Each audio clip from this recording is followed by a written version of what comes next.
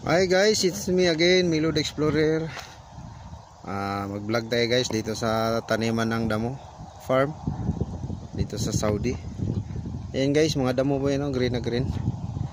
Tapos may pandilig oh.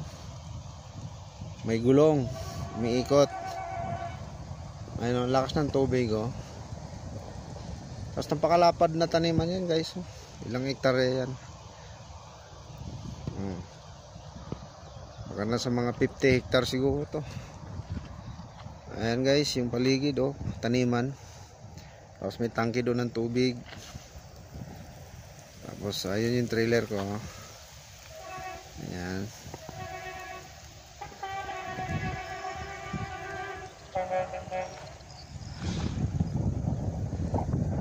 Ayan.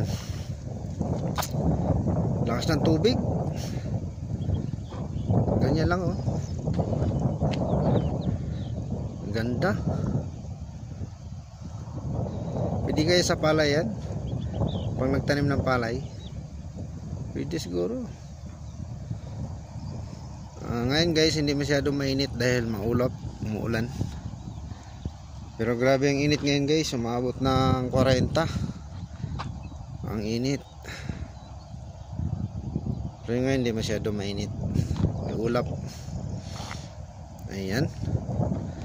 Salamat guys sa inyong panunood.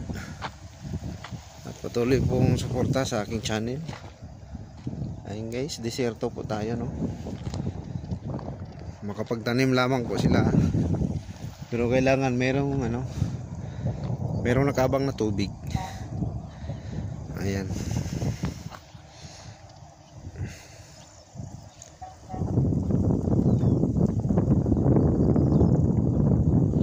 Guys, salamat.